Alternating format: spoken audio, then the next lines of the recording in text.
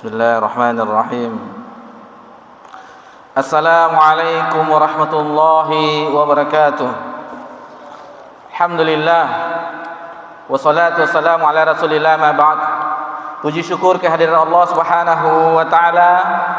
Alhamdulillah, di siang yang berbahagia ini Allah memberikan kita taufiknya untuk bisa melangkahkan masjid ke rumah Allah Subhanahu wa taala untuk menegakkan salat fardu berjamaah.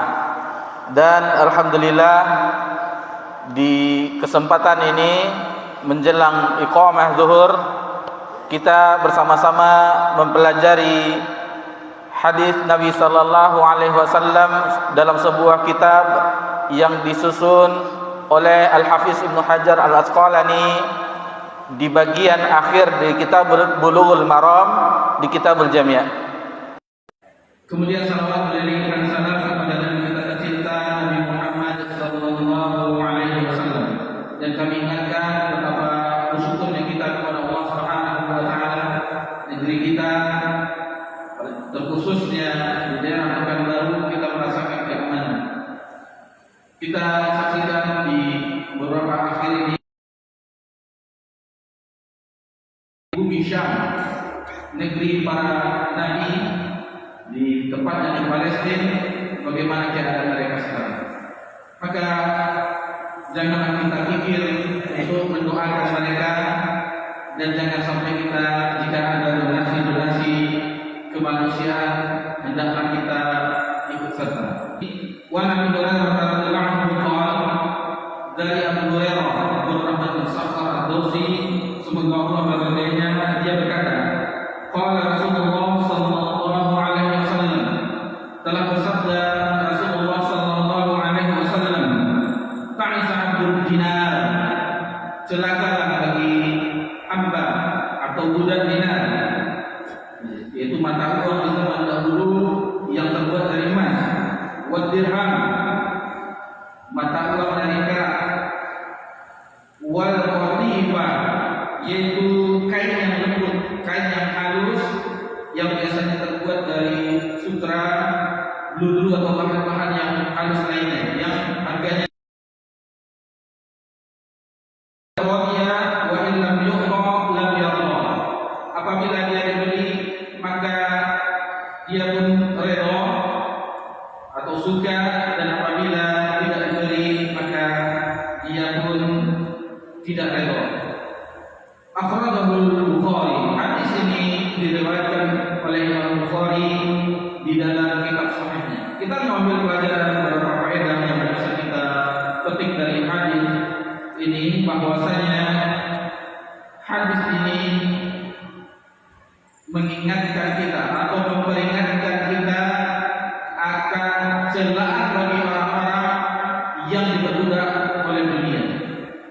Perhatikan hadis ini, Nabi sallallahu alaihi wasallam menyebutkan ta'isa abdul dinar, celakalah bagi hamba dinar, celakalah bagi hamba dirham, celakalah bagi hamba qatifah. Semuanya itu adalah harta-harta dunia yang apabila seorang hamba ingin atau melampaui batas, maka dia akan terjerumus ke dalam kebinasaan. Alangkah indahnya bahasa yang digunakan oleh Nabi sallallahu alaihi wasallam, sehingga dengan ini kita diperingatkan. Sebagaimana kita ketahui bahwa Nabi sallallahu alaihi wasallam memberi kabar, perintah apapun bentuk kebaikan, maka itu Nabi sallallahu alaihi wasallam menyampaikan. Begitu juga dengan keburukan yang akan membuat kita sengsara, akan membuat kita celaka, Nabi juga memperingatkan. Mengenai harta dunia, betapa banyak orang dengan harta ini akan membuat mereka lalai. Jangankan untuk menunda sholat, terkadang mereka meninggalkannya. Praktek sebagai seorang pedagang, misalnya sebagai contoh, ketika dari pagi buka toko sampai menjelang azan zuhur, belum ada pelaris, belum ada orang yang datang belanja kamu untuk membeli dagangan. Misalnya waktu zuhur jam 12 lewat sedikit, ketika mau azan zuhur datanglah orang yang belanja. Ini ujian bagi kita para pedagang. Apakah kita meninggalkan sebentar toko kita atau kita melayani tamu? Padahal ini belum ada yang belanja, belum ada yang tulis. Betapa banyak orang, bentar aja ditunda nanti juga bisa sholat waktu zuhur masih panjang sampai menjelang. Ini termasuk orang yang tetap diperbudak oleh dunia, yang menjadi hamba dunia, hambanya dinar, hambanya dirham. Dan selain itu orang pun menjadi bakhil. Dengan hartanya dia menjadi bakhil karena takut kurang nominalnya. Nanti kalau dilimpahkan menjadi sedikit, atau yang sekian puluh juta dilimpahkan kurang nominalnya. Ini banyak kita jumpai orang-orang yang takut dengan kurangnya hartanya. Dan dengan harta ini seseorang bisa durhaka kepada orang tua. Terkadang orang tua hanya bagi yang alhamdulillah nikmat, bagi yang masih memiliki orang tua, sehingga apabila ada sesuatu yang disampaikan oleh orang tua, jangan sampai keluar dari kata emak ke patang baru dikirim transfer titik bikin bahaya.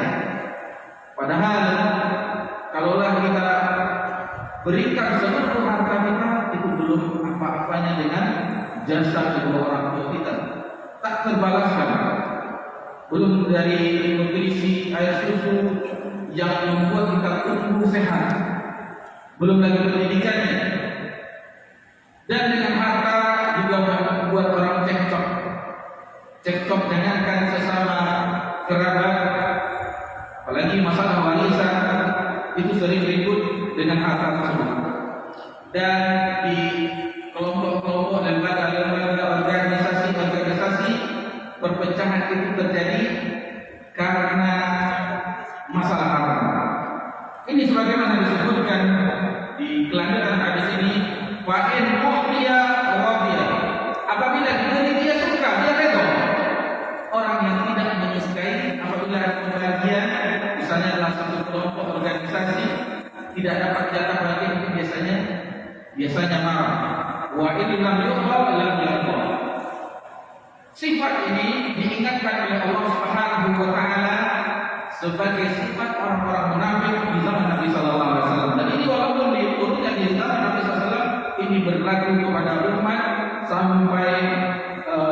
sampai hari kiamat. Di dalam surah Taubah ayat 58 di mana Allah Subhanahu wa taala berfirman, wa minhum may yarzuka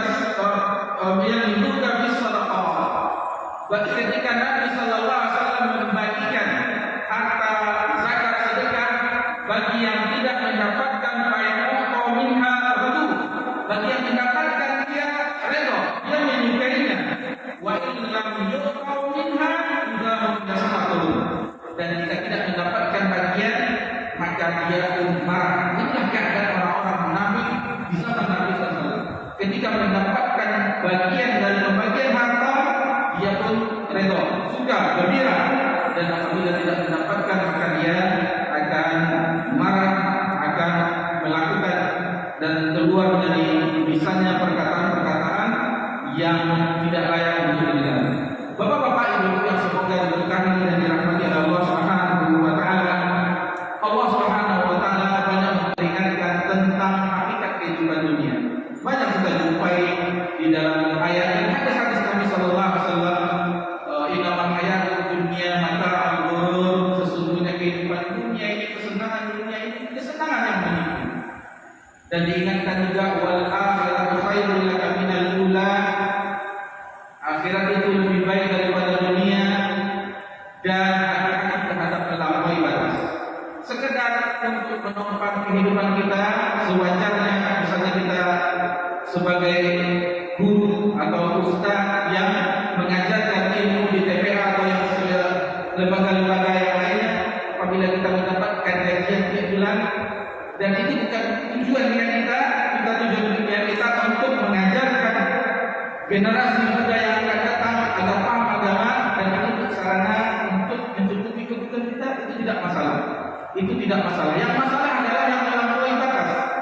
Allah beringatkan dalam surah An-Nazi'at, "Wa amma man tagha", bagi siapa yang melampaui batas, fa innal jahima hiyal ma'wa.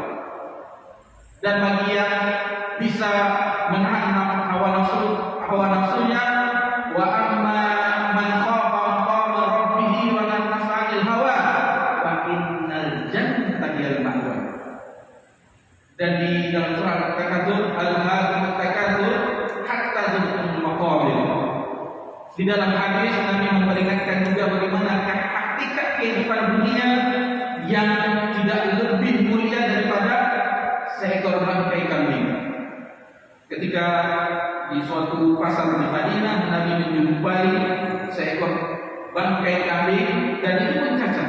Lalu Nabi memberitahukan kepada para sahabat, apakah engkau mau dengan bangkai kambing yang cacat? Wallahi, demi Allah ya Rasulullah, kami tidak menyukainya, tidak ingin memilikinya. Lalu kata Nabi, keadaan dunia itu tidak lebih di sisi Allah Subhanahu wa taala dibandingkan bangkai kambing tersebut. Akan tetapi bagi orang yang melampaui batas, maka seolah-olah dunia ini dikuasainya, harta dikuasainya. Sebenarnya kalau kita lihat, harta itu yang menguasainya, sehingga dia menjadi budak dunia, budak harta, budak pakaian mewah, budak kendaraan, budak apapun namanya. Karena waktu yang membatasi, kita cukupkan. Yang penting poin pelajaran yang berharga dari hadis ini, Nabi SAW memperingatkan kita agar tidak menjadi hamba dunia, hamba dinar, hamba dirham, hamba rupiah, hamba dolar, ataupun jenis mata uangnya yang ada di zaman ini. Maka jangan sampai kita menjadi hamba tersebut. Hendaklah kita menjadi hamba Allah Subhanahu wa taala. Mohon maaf jika ada kesalahan. Subhanallah wa bihamdika, asyhadu an la ilaha illa anta, astaghfiruka wa atubu ilaik. Wassalamualaikum Muhammad sallallahu alaihi wasallam wa ala alihi wasallam. Alhamdulillahirabbil alamin. Wassalamualaikum warahmatullahi wabarakatuh.